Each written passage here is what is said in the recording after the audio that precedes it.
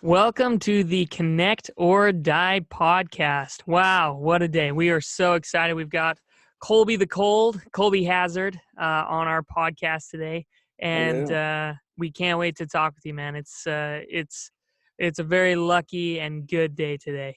And we're excited to talk about Colby. Colby has such an amazing story, and his focus on meaningful discomfort is really, really powerful, and I'm excited to get into it with him today. So you've got me, one of your hosts, and we've also got... What's up, everybody? Logan Larkin, as always. So Colby, I just wanted to start off by kind of just asking you, like, where were you at in your life when you started doing this cold water, and what was it that prompted you to do something that's honestly kind of weird? Super weird, for sure. Well, I'm going to start that I love that Dave is such a big part of the beginning of my cold journey. So we'll get to that. But I think what was going on for me was a lot of change, a lot of momentum in my life. I like to use this analogy that in so many ways, my mind, my body, my soul was thinking the grass was going to be so much, so much greener. It was coming. Like I was coming over the mountain, and the grass was going to be greener on the other side. And it wasn't. So I'll give you some context of that in my life. So I decided to become a therapist when I was 16, recovering from pretty serious pot addiction that does exist in some ways. And I was just a lost teenager, and I decided to be a therapist. So fast forward like 15 years. And I had just graduated my master's program, and I think I was kind of energetically, subconsciously getting antsy and like ready to do something different. And so this is 2 years ago in a few months, and I watched like a 2-minute video of these two people doing cold showers for 30 days. And just, a random YouTube video that pops up on the side, and I'm like, oh, I'll watch that. So this was about a month before David threw down a challenge to take cold showers on his Facebook. And Dave and I had reunited due to some events in our lives, and we reconnected. We grew up together right down the street from each other, and weren't like super tight, but we were enjoying getting to know each other a little bit more through social. And I was like, okay, I'll take these cold showers. I remember watching that video a month ago. Like, that sounds crazy and cool. And I love to do things that are different and that not very many people else are doing. So I should do that. And so I committed to take the cold showers for 5 days. I mean, my wife at the time, I remember, was at work in the mornings, and I'd be taking my showers with the kids, and I'd just be like, I'd be looking over the curtain and like, Dad's going to be okay. Just doing something weird and hard, and I'm going to squeal a little bit. And it was a riot. And the 5 days were over, and I was like, that's not enough. Like, I got to keep going. Like, that was awesome. Let's keep doing this. So I committed. And this isn't like me to make a personal commitment that's not motivated by something else, by at the time, by my religion or by school or work or something. For me to just do something hard like that on my own and commit to that, like, the accountability was over after the 5 days. Like, I committed to that. But then it was like, okay, here goes. Like, going into the woods. Here goes this warrior to explore and find out what's going to happen to me. So I committed to a month. And after a month of doing it, I was like, this is great. I don't know if I'll ever stop doing this, but let's see if you get used to it. Like, I'm going to do this until I'm used to it. And 3-4 months into it, I was like, holy shit, you never get used to this. This is always hard. Yeah. This is something that you can always tap into like the rest of my life. And so I've never looked back. And Wow. that's kind of a small part of how it all started. Yeah, and I remember. So Colby, you were a really good friend of my older brother, Paul, and I just remember seeing you come over to the house, um, and I'll never forget. I think we saw each other really when we began to reconnect. We saw each other at like a Zupa's, and you had this great beard, and I was like, Colby Hassard, and you had this beard, and I hadn't seen you in forever, um, and I'm so glad that we got to reconnect. And this is and your story is such a cool one because one thing that I can definitely say about you that is really impressive is your consistency. You have been showing up and doing this cold water thing and this like meaningful discomfort for consistently. Like it's like every week I'm seeing something else that you're doing, and that in itself is extremely rare. So yeah, one thing I would love to get to know is what are some of the what are some of like the biggest experience or biggest lessons that you've learned from doing this cold water now for basically like 2 years? Yeah. Ooh. Well, and breathing, I guess, because breathing's a huge part of it. Absolutely.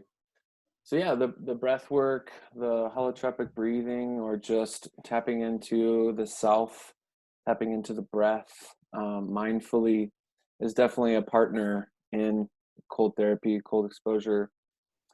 Some of the biggest takeaways up to this point, there has been stages of what it's meant to me. I would say the first year of doing it was very, I mean, it needed to happen. And I've heard you guys talk about this, and this is a common principle that's talked about, that, you know, oftentimes our ego gets a bad rap, and like we shame the ego and we got to kill it and get rid of it and remove it from our identity. But I think it's really beautiful to be able to tap into moments in our life, especially in hindsight, where our ego teaches us and our ego really paves a way. And I think that's what the cold was for me.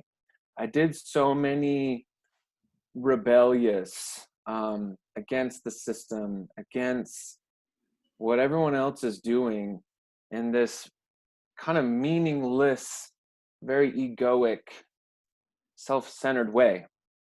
And that's what I've been used to in many ways.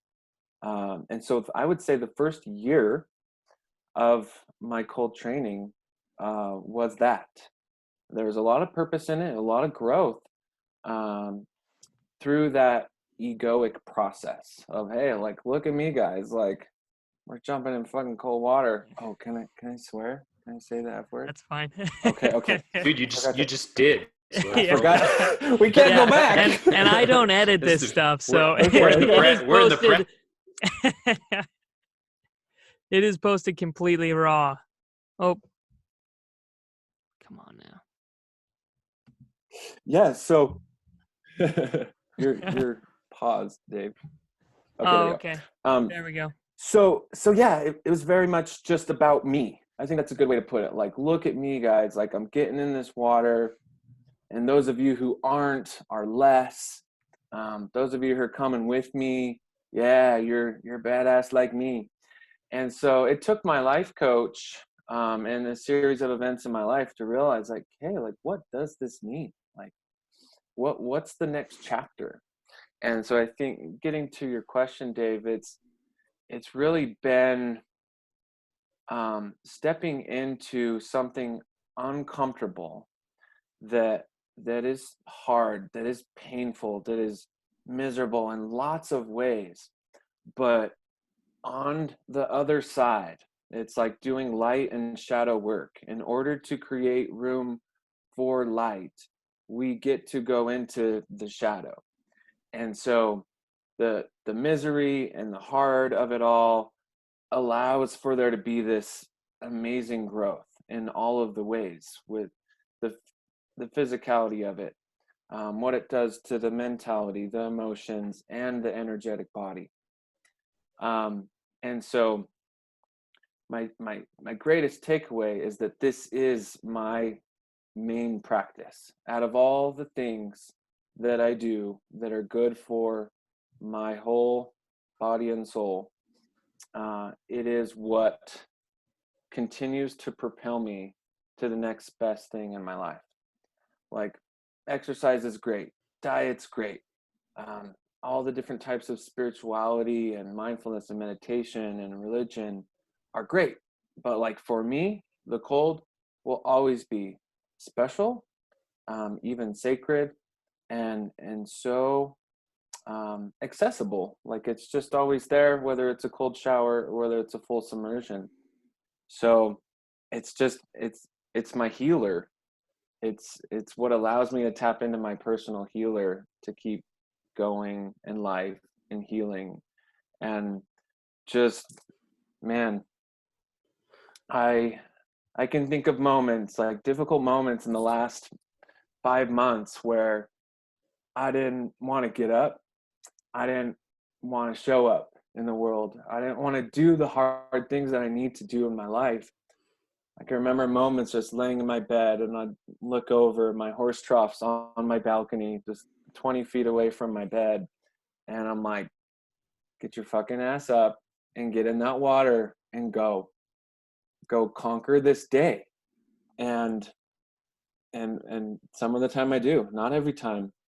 But most of the time, I'd say is what gets me going. It's what gets me to have passion for life, to continue to look inward and heal and connect to brothers like you, and connect to this beautiful and sometimes ugly world. Yeah. Well, and one thing I just would like to say about going and doing the cold water with you versus the way I've done it, and like when I've gone up by myself, typically I'll do the breathing and then I'll jump in. And then the next time I go, I'll do less breathing and then I'll just jump in. And then the next time I go, I do no breathing and then I just jump in and just scream it out and then go back to my car. And one thing that I've been really impressed with you, Colby, is every time that we've gone out, you're like, okay, we're going to do the breathing. We're going to jump in the water. We're going to get out. We're going to do Tai Chi on the beach. And we're going to do more breathing. And then we're going to get back in our cars. And one thing that's been super interesting, when I would jump into the cold water myself, I would get this surge. I would feel better. All of the things that come with getting in and doing something uncomfortable. But when I do it with you, my whole body like vibrates. Like if I'm doing the breathing right and I'm actually you're like, no, like we're going to take the time to do the breathing. And then we're going to go to the beach and then we're going to take the time there. And that's one thing that I've been really impressed with because, I definitely like leaning into discomfort. But sometimes I get in this phase where I'm like, let's just get this out of the way and get to the good stuff after, where Let's go get to some warm coffee. Let's get to our hot shower. Yeah. Let's, get I'm to like, our... okay, I'll muscle through this and then it's going to be better. But one thing that I've been really impressed with is I feel like you enjoy the journey. And that's something that I've really been trying to do in my own life is like, okay, I've got all these big things, all these wonderful things I've got to do. And I've got all this stuff in between me and there. And let me just hammer through it in the fastest and the most effective way possible versus hey, like take time and enjoy it. That's one thing that I just really noticed because I've done a lot of cold water as well. And I did it for a year, for 3 times a week for a year. And I got into this mode of like, okay, let's just get through this so that I can get all these endorphins released and feel better and feel like I can attack the day. And I don't know. I really noticed that with you is you are enjoying the whole experience. And I think that's powerful. Awesome. I appreciate that. Yeah.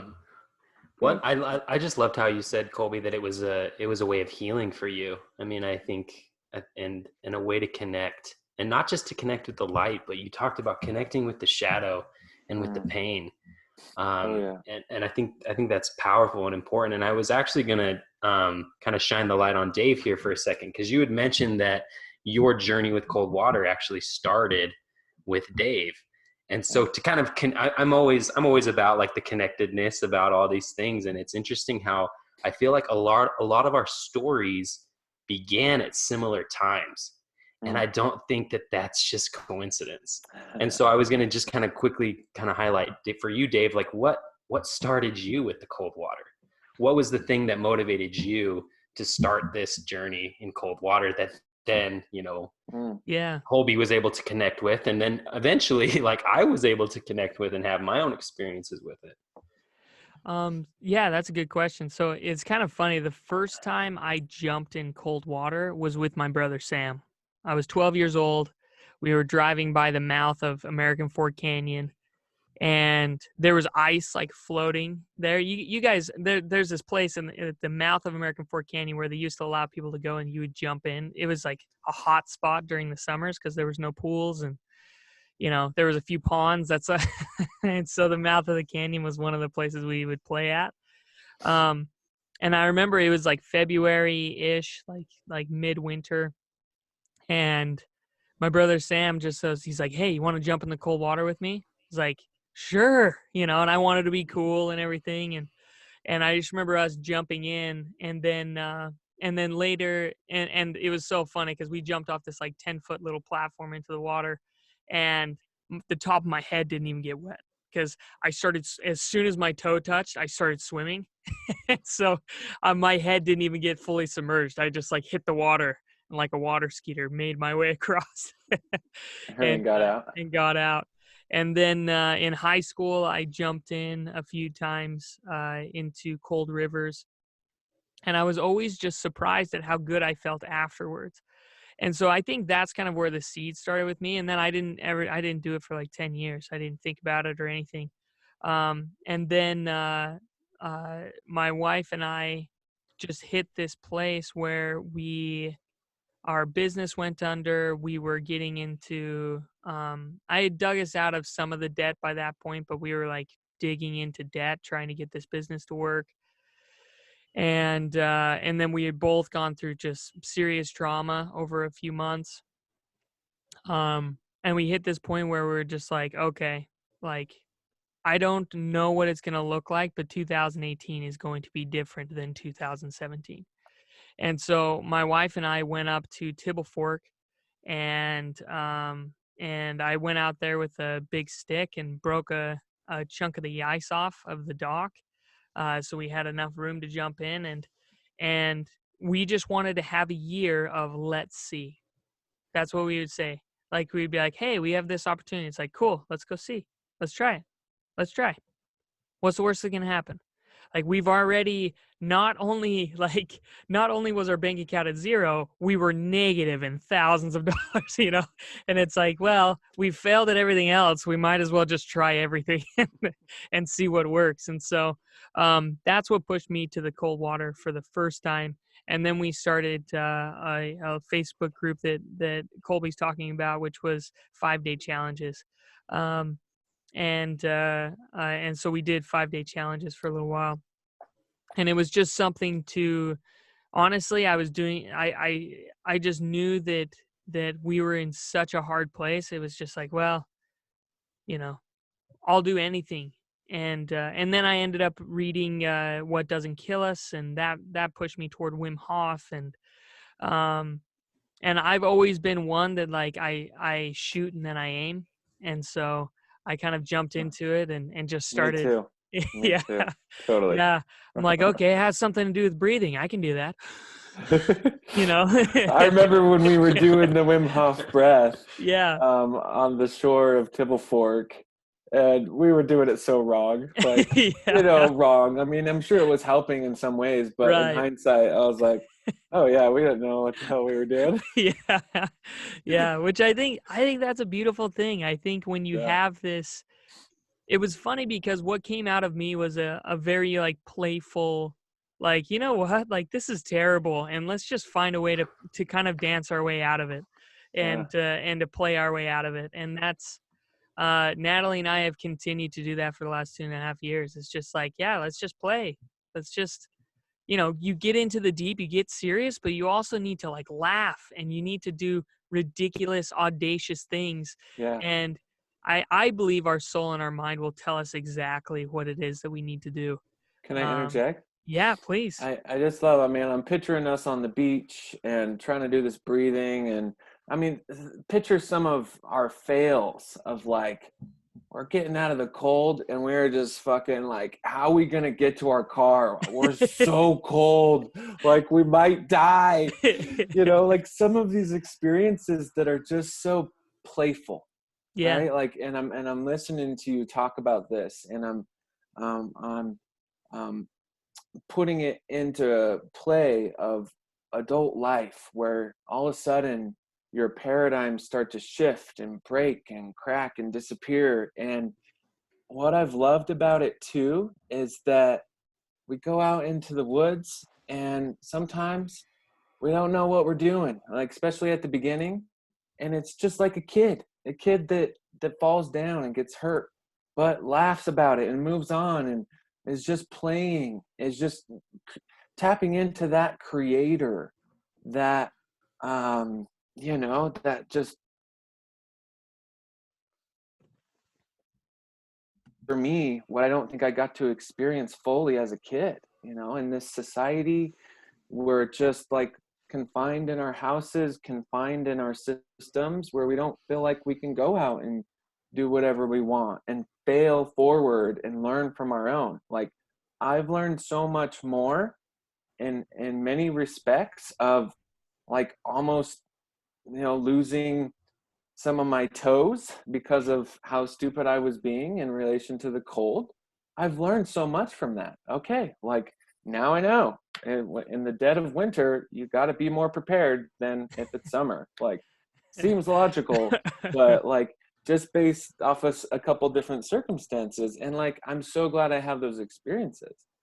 And so I love how you put that, where you shoot and then you aim, like, and yeah. You learn so much from that. But most of the world will say, no, you got to have it aimed. You got to have a meticulous plan planned out for 5 years, and then you shoot. And like, that's not what kids do. Kids just go and they learn. Yeah.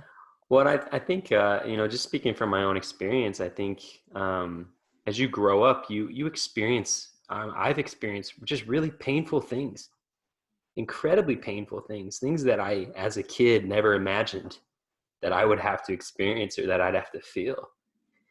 And I think it's at least for me, it just felt natural to want to run away from those things, to want to pretend that they didn't exist, to put on these masks of like strength and power. And I think that's one of the things I love about the cold water is that it's so, it brings you to the present so well. And you can't wear masks. Like it doesn't matter how strong you feel in that moment or you're pretending to be, the cold will bring out how strong you really are. And if you're going through things emotionally, like it's a challenging thing, and it's challenging every single time. But when you get in the cold water and you begin to just breathe through it, you start to recognize, wow, like in this present moment, there is strength and there is power. And even though there is pain, I can get through it. And you start to, I think that's when you tap into that playful energy that you had as a kid, where it was like, you fell down, but you got back up on your bike because you wanted to learn. And I think as adults, we kind of start to shy away from that. I think about my divorce. It's probably one of the most painful things I've ever been through in my life, other than transitioning away from the LDS church, which in many ways felt like a divorce. But those incredibly painful experiences, as I was able to incorporate, meditation, cold water, breakthrough techniques, all these different types of things, I was able to lean into it and actually get to that playfulness, even with the pain, the playfulness, even with the challenging experiences. and just to be able to feel a gratitude that this is life. Like, I'm living it. I'm in this cold fucking water, but I can breathe through it and I can be okay. And that's an incredible metaphor for life. So not to, like, this is going to be a super broad question, Colby, but what have been some of the painful experiences that the cold has helped you to gain? You know, you talked about healing and connecting. Yeah, what have been some of your painful experiences that the cold has helped you to connect with and heal from? I love that question. The first thing that comes to my mind, as you mentioned yours, would definitely be our divorce. And you know, so we're coming up on a year of when we were separated. And man, I remember being in this apartment that I'm in right now and thinking to myself, it took me a while to finally get it set up, but I was just like longing to get my horse trough set up on my balcony, kind of an unconventional setup. I'm on the second level apartment, so I had to get my trough set up on my balcony and a hose, and it took a little bit of work, but I just remember that moment it was set up and I was like, okay, this is it. Like, this is going to continue to help me to grow and heal through this divorce. So, and backing up a little bit from that, the 2 months, you know, our separation was pretty abrupt and not planned and really hard on everybody. But those first probably 2 months for me, I just remember this calling in me to just keep going, and that the cold will help you keep going. And you know, for a while I didn't have access to a horse trough, and there's just something extra special about full submersion. Like, it's once you go fully submerged, you can't go back. A cold shower is good, it's helpful, it's way better than nothing, but it's just not the same. And so I would go up to the Provo River 2, sometimes 3 or 4 times a week. Just, I lived pretty close. I was staying with kind of couch hopping, surfing, figuring out my life, and I'd just go up there and I'd try to incorporate running too, because probably about coming up on a year into my cold training, I was like, okay, I'm pretty sure I got this. Like, it's still hard and I still have a ways to go with the cold, but what's next? And I've always despised running. I mean, when I think of running, some of my first thoughts are the fun run at Mountain Ridge Junior High. And just, I mean, my times were like, the 1.5 mile run were like 18 minutes sometimes. Like, I just remember, like, I'm never going to finish this. I hate running. And so that became, you know, and my ex-wife loved running, and so many people love running. I'm like, I want to like this someday. And so that became my next, like, purposeful discomfort. It's like, okay, just run when you don't want to. And so my first full winter into the cold training, like, if it was a cold morning and I looked at the weather, I was more motivated to run on a cold morning than on a warmer morning, because I was like, okay, I get to be cold and try to like running. And so a cold run with just shorts and shoes on, whew, like, that's the best and the worst. So just that phase, that time after the separation, I'll never forget that, where I had a rhythm. I had a practice where I would go, and this was like an individual practice. Up to this point, I had gotten in the cold, or gone on group cold runs, you know, with people and connected. And here I was, like, figuring out life, in the quiet, alone moments. And I think everyone's a little bit different when it comes to their introversion, extroversion, or mixture of both, or whatever. I'm very, very extroverted.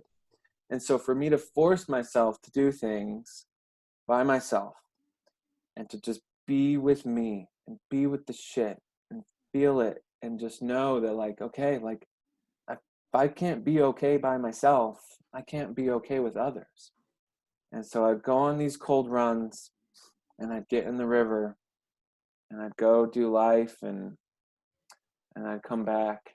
And so it has been a huge part of looking at the pain, looking at the shadow. And I love that you gave that attention, Logan, because it's such a good blend of the balance, the yin and the yang, the shadow and the light of this process of this is so awful in so many ways. It's hurting the body. It's, it just defines logic.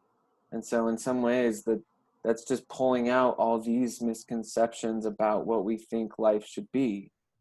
And Right. Well, and I was going to say, you said an interesting phrase, purposeful discomfort. That almost sounds like an oxymoron. yeah, exactly. Because when people think of discomfort, I mean, all of our stories, that we're kind of talking about, these incredibly uncomfortable situations in our life, finding purpose in them, like what are you talking about? I just real quick, like what do you mean by that? Purposeful discomfort. Yeah. Ooh. I love it.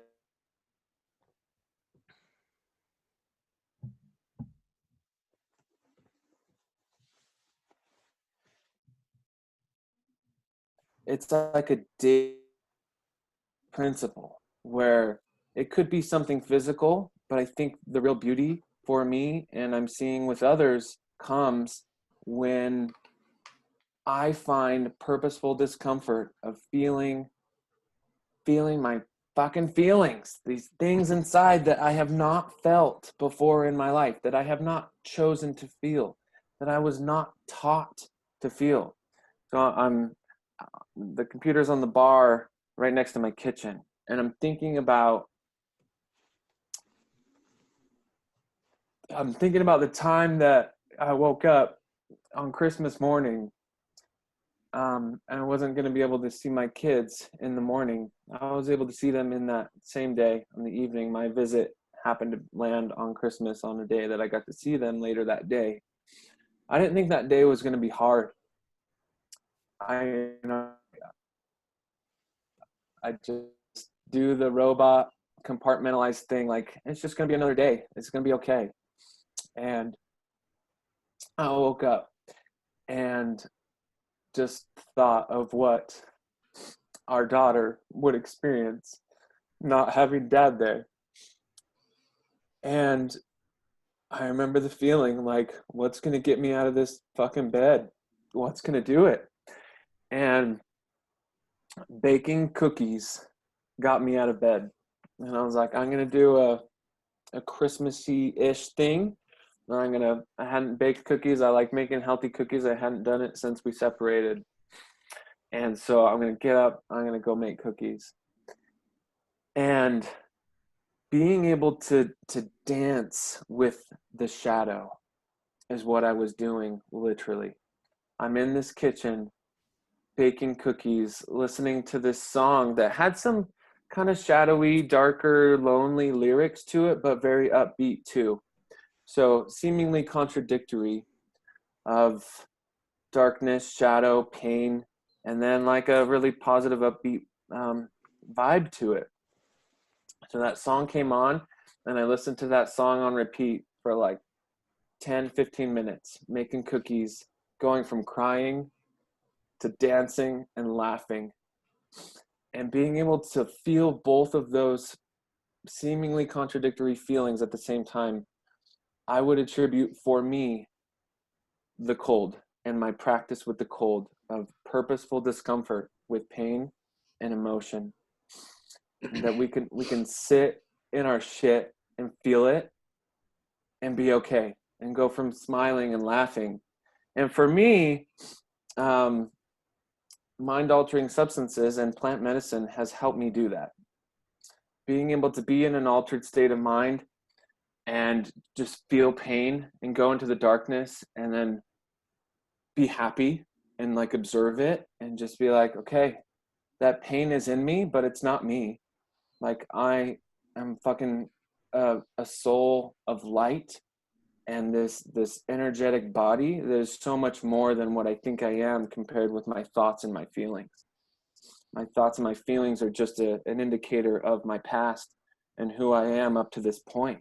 Like, who am I really? And so to think about it that way, of like the spiritual context of what the cold has been for me, is just phenomenal. And I'm so grateful for it in that way. Thanks, man. I mean, goodness, I was not expecting that. Wow, what a powerful story. Yeah, that story hit me hard, and I've experienced one of those Christmases myself, and it's a hard thing to lean into. It's a hard thing to be present in. Yeah. But you're absolutely right. I mean, I think a lot of the way we grow up, and I think you mentioned this earlier, kind of conditions us. Maybe in some ways, particularly men. I mean, that might be a misogynist thing to say, but to or shy even just away, the masculine energy, the unbalanced masculine energy, to shy away from emotion a little bit. Yeah. But being able to be present in them actually helps us, I think, to move towards that full masculine expression of, hey, this is what's actually happening. I'm connecting to the reality of what is going on, and it helps to push us to that connection. Yeah. What am I going to do? What am I going to, like, get out and do something? And I think that's why the cold water in particular is a great expression of that masculine energy. It's like, I want to get into this discomfort. I want to be present in this pain. I don't want to run away from these emotions anymore. I think the cold water is a fantastic technique for anyone who's wanting to find maybe a more masculine way of tapping into some of these emotions that we oftentimes try to disconnect from.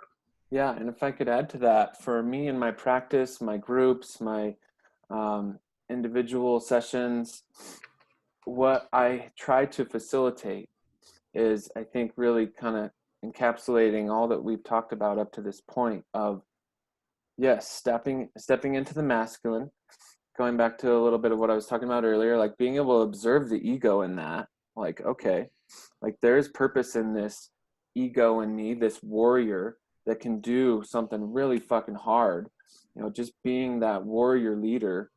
On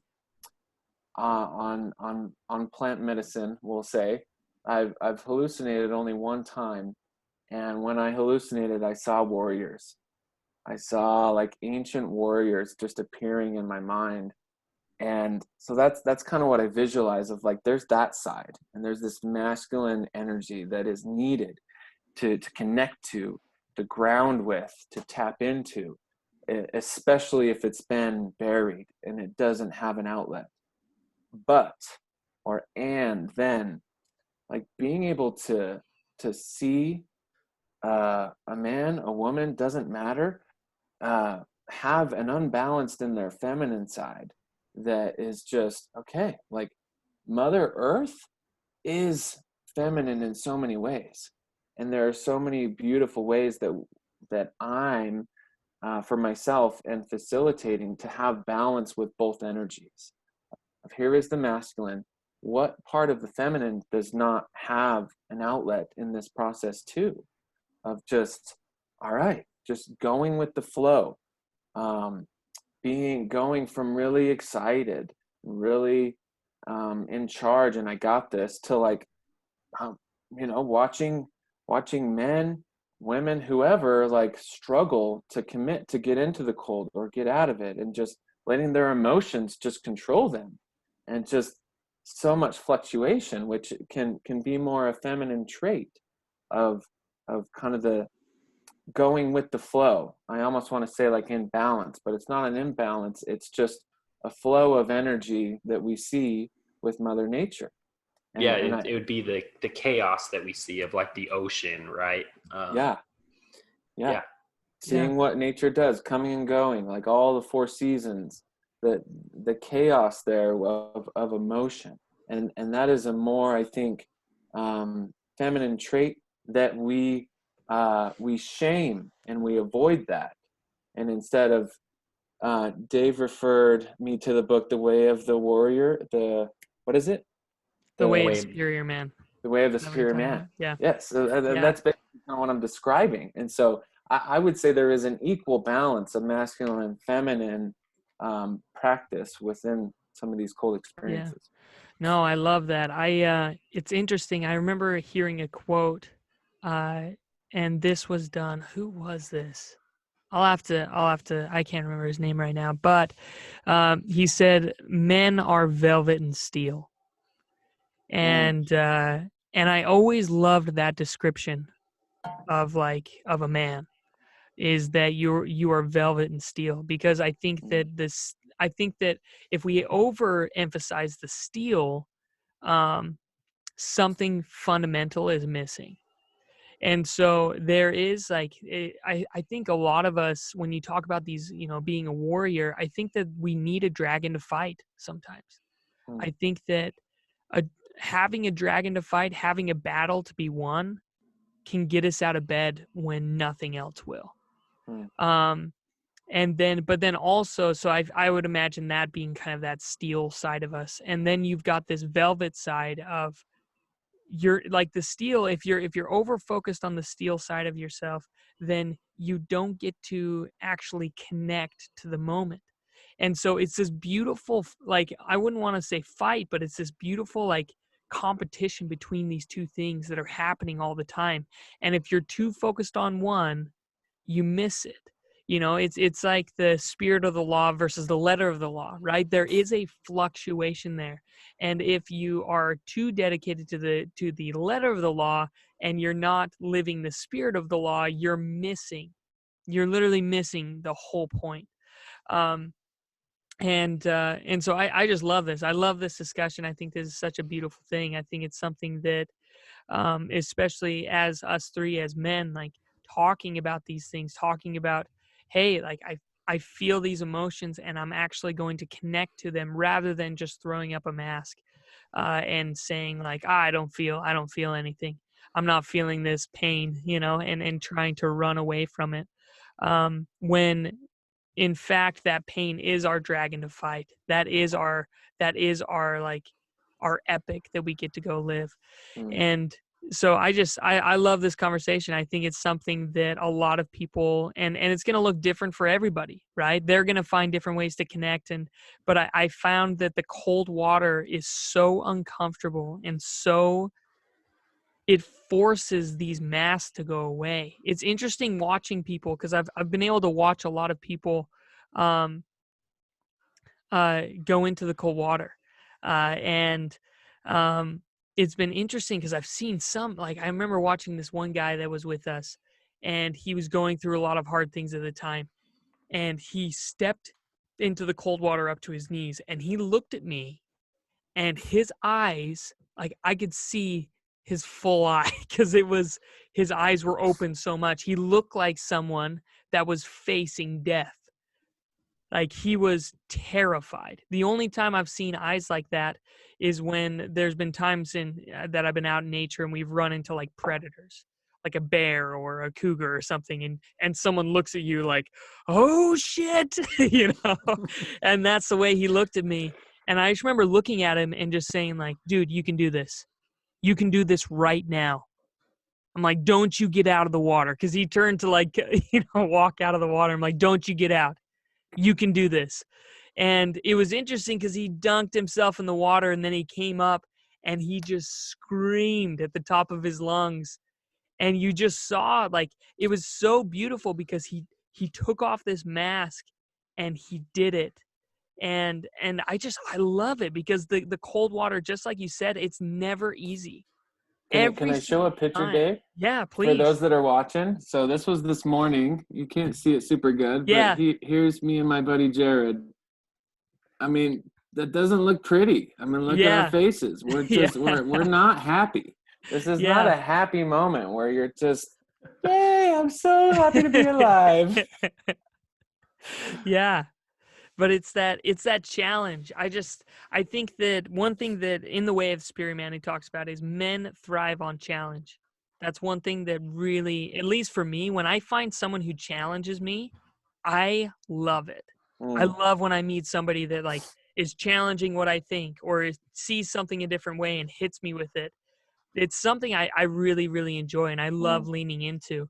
Unfortunately, it can turn into confrontational, but it's actually something I walk away from. I'm like, oh, Thank goodness. Like one of my closest friends, I just remember he challenged me within seconds of meeting him. Like I was talking about something, I can't even remember the subjects perfectly now, but I was talking about something and he was in the room and he challenged me on it immediately. And I was so grateful for that because it actually opened my eyes. It allowed me to have a different perspective. Um, and so this is so cool. Anyway, sorry.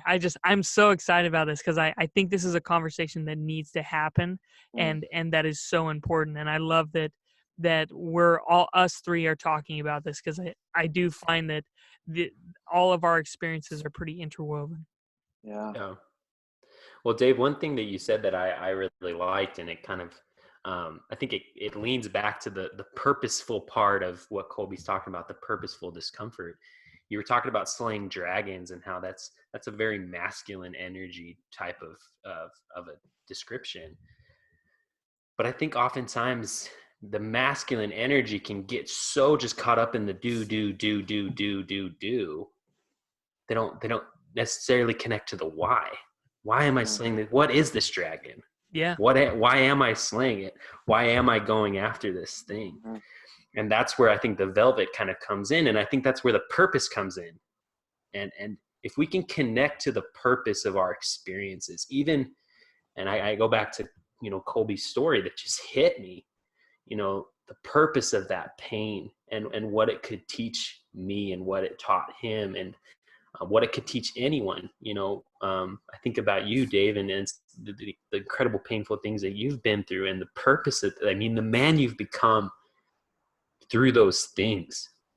It's being able to connect with that truly makes all the difference. If you're not able to connect with it, then you're just doing.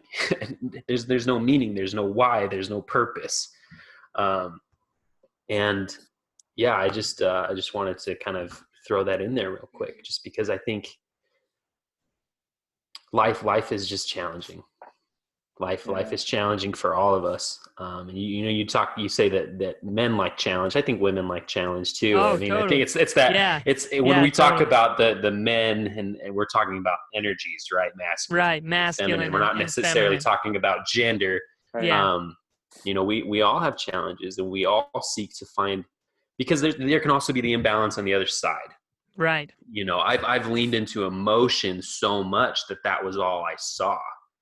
I've had Dave had to call me out and be like, Logan, you're being a little too feminine. Like, you need to go out and start doing something, because you can get wrapped up in that chaos, and it can seem so. And I think even presence sometimes can be a little bit too overwhelming. If we get too present in the chaos, that becomes all that we see, and we forget to keep moving forward. And so that yin and the yang, the push and the pull of these beautiful, seemingly contradictory, but how they work together forces in our lives. It's just a beautiful thing. And it's causing me to really look back on my life right now and the pain that I've been through, the pain that I'm currently enduring, because life is not perfect, and looking for the purpose. And so I just, I appreciate you, Colby, for that phrasing, purposeful discomfort. I'm like, holy cow, I've never heard that before. That is psychotic and insane, but it's so beautiful, because to me, it kind of, it encapsulates that push and that pull. Purposeful discomfort, like the discomfort being the chaos, the purpose being the masculine, right? And this beautiful balance, and how these things play on each other to give life that beautiful context and that beautiful complexity. And it really is like chaos and order. Like when you picture going into the water, like especially at the beginning of the practice, it's very chaotic. You fuck up and you almost lose some toes, and like that's very chaotic, insane, not healthy, right? And it's leaving room for all of the order that it brings. It's a perfect balance. And sorry for cutting you off, but no, you didn't cut me off at all. I was done. Cool. I have something to go back to with your question. My first thought was our divorce, and really on a more grander perspective of what what the cold has helped me do to heal through pain. It's really just like most healing modalities are going back to some type of block. You might call it an energetic block in the energetic body. Speaking of chakras, you might be thinking of healing the psyche of traumatic things that have happened through our conditioning. And I remember thinking to myself, maybe 6 months into it, year into it, and looking backwards of like, what is this really doing for me? And it was creating a space for me to love myself. That like, it created pride, healthy pride and love, that like, I am doing something on my own. I am choosing to find my own path in life for the first time as a 30-year-old. And I get to heal. I get to look back and think, okay, why did I not love myself? How did I not know how to love myself? And, especially with what it's created of helping others and connecting with brothers like you and all the people that the cold has touched, because I've invited, and the cold has invited, and the cold movement has invited people to come in and do this wild, amazing, powerful thing. It allows me to look inward and realize that like, I am whole, even though sometimes I don't think I'm whole. It has allowed me to know that I have so much work and growth and healing to do, but look how far I've come, and look what I'm doing with my life, and look how powerful it is. And, in a lot of ways, I'm choosing the cold instead of my career path that I sought out to accomplish for so many years, and kind of put that on hold and put life on hold so that I could heal, so that I could like remember and realize how powerful and filled with light and love I really am. And so I think that's the most important thing. And if I could go back and answer that question a little more thoroughly, so much more than just divorce or a bad day or a bad week or a thing, like whatever it is, it is so much deeper than just these surface level things that are in my life. It's like provided a space for me to have confidence and love for myself. Yeah, I love that. And I think it really everything boils down to love. I've just become convinced of that. I think love in its highest expression, whatever that means, it is a beautiful balance of purpose and chaos, of order and discomfort. And yeah, being able to love yourself despite all of your quote unquote mistakes and the wrong turns that you make in life, or the experiences that weren't what you expected or weren't what you wanted. Dave always refers to it as the times when life catches you with your pants down, and it can be really, really difficult to feel a true and purposeful love for yourself. But what I've noticed in my life is, as I've been able to tap into that more, my love for other people just flows naturally. It's so much easier to connect with other people when I'm connected with myself. And I would even say, in a spiritual sense, it's so much easier to connect with a higher power, the higher version of you, or whatever it is. And you begin to realize that there's this unity. There's this unity that just binds all of us in a beautiful, beautiful way. And anyway, I'm kind of looking at that thing you have hung up behind you, Colby, and it's a faith above me, grace below me, peace around me, light without me. I mean, it's and the unity of those things and how it comes together. And anyway, I'm starting to speak super out there existential shit. So I'm going to turn the time over to Dave because I know he's got something to say. No, I just I love this. I think it's interesting because I've noticed this. It seems like there's been a shift. Really since 2012, I've noticed this shift happening, and it's happening more and more and more. You have people that have just risen up. Like, I'll give you some examples. You've got like Jocko Willink and Jordan Peterson, and Joe Rogan's podcast is huge, and he's bringing on people like David Goggins, and there's all of these people that are beginning to talk about this idea of, to quote like a biblical, like, to take up your cross and follow, to like put as much as you can on your shoulders and then move forward. And I think that as we do that, as we step into this discomfort, as we move through it, then we get to look at somebody else who's carrying their cross, who's carrying something that's difficult for them, and say, I know exactly how you feel. And I think that gives us a greater capacity to love. It Can I add gives a us quote? yeah, When you have a yeah, sec? please. Yeah, go ahead. Yeah, so I think this is from Joseph Campbell. Mm-hmm. And it's similar, very much purposeful discomfort and all these people that you're talking about in this whole principle. The psychotic drowns in the same waters in which the mystic swims with delight.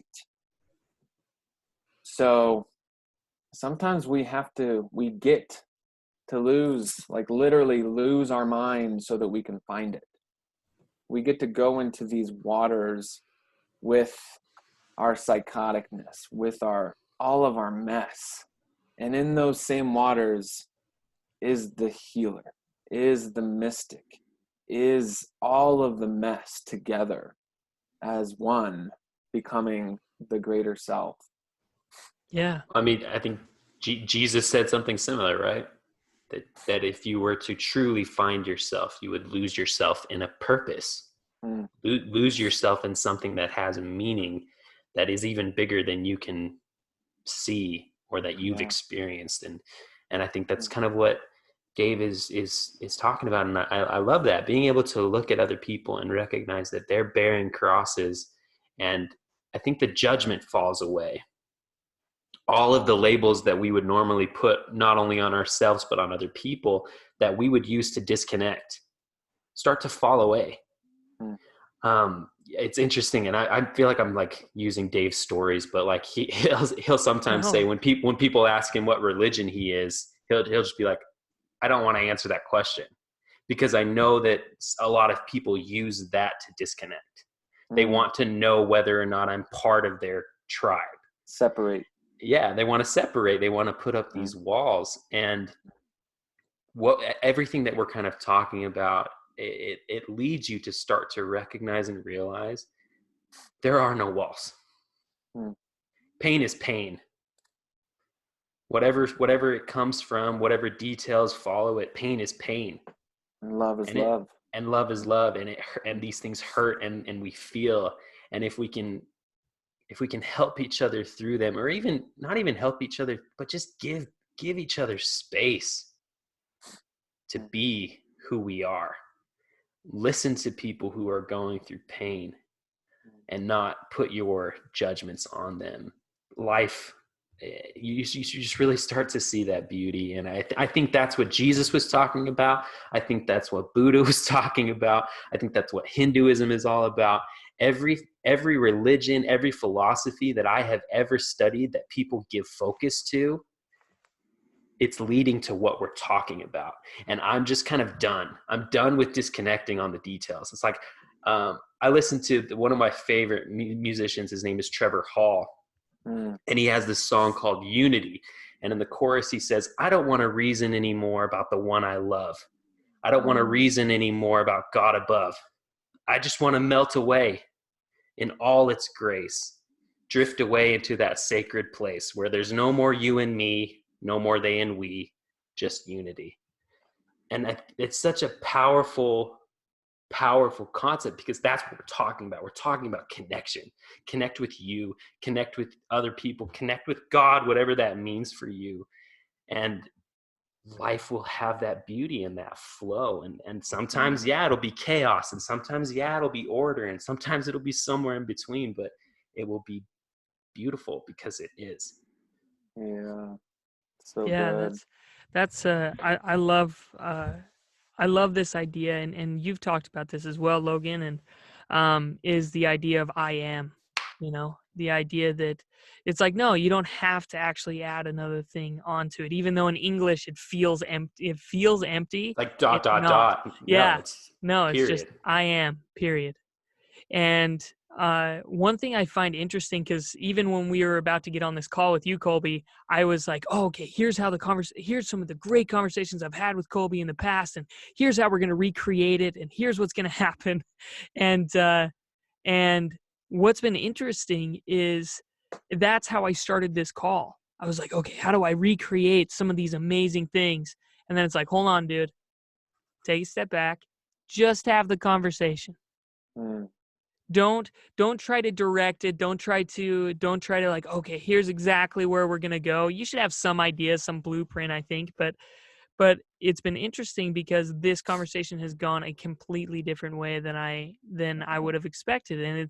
And I think as we focus on this, and as we focus on connecting, even though it might look different for each of us in terms of the way that we label it, I just think that like you said, there's this beautiful place where we can all come together and learn from each other, and this has been awesome. So, Well, this is exactly yeah, what Dave and I wanted to create. I mean, when we first started this, Colby, you mentioned like running outside without a shirt on. So when Dave and I first kind of hatched the idea of this podcast, we were every single morning in his backyard with our shirts off in the middle of the winter, working out, I remember hitting a tire with a sledgehammer. I'm sure Uh-huh. his neighbors were super pissed at us. Doing lots of push-ups and pull-ups, and then we would dunk in his trough. Mm-hmm. And we just noticed the connection that facilitated between the two of us just naturally gave way to these conversations where there were no masks. And it felt so much different than interactions that we had both had maybe outside of that space. Mm-hmm. And that was when we were just like, hey, how could we create a podcast like this so we can begin to have conversations, not just with us, but invite other people. And I just appreciate you, Colby, for being willing to step into this kind of weird space where a bunch of dudes are taking off our masks. We're talking a little bit about emotions and getting real, but I just appreciate you for being willing to step into this. So before we end, sorry, I don't mean to to jump in, but before we end, Colby, one thing I would like to, if you had a message for somebody who's feeling stuck, they are feeling disconnected. Maybe they're listening to this by some off chance you find this and they're listening to it, and you had a message for them, someone that was in your shoes that you were in 2 years ago. What would you tell them? What advice do you have for someone like that? Yeah. So that's a great question. Keeping to the theme of purposeful discomfort, whoever this person is, I would say whatever comes to your mind first. Think of something that would be one. Well, let's go with this. One, it would be uncomfortable first, and secondarily, it would have meaning and purpose.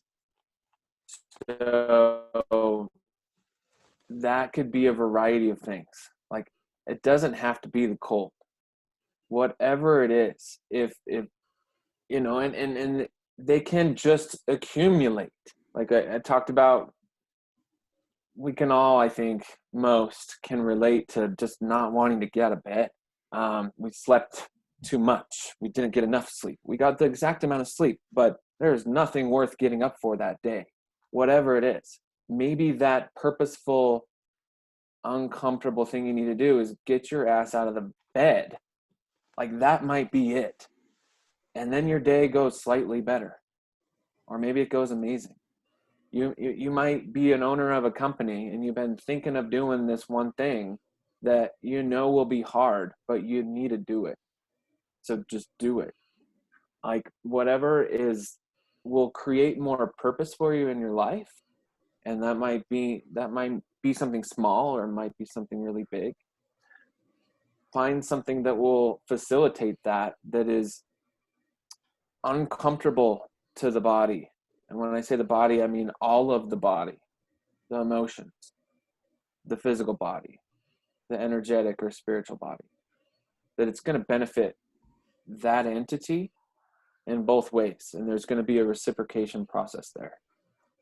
Identify one thing, and ideally identify something that you can do regularly.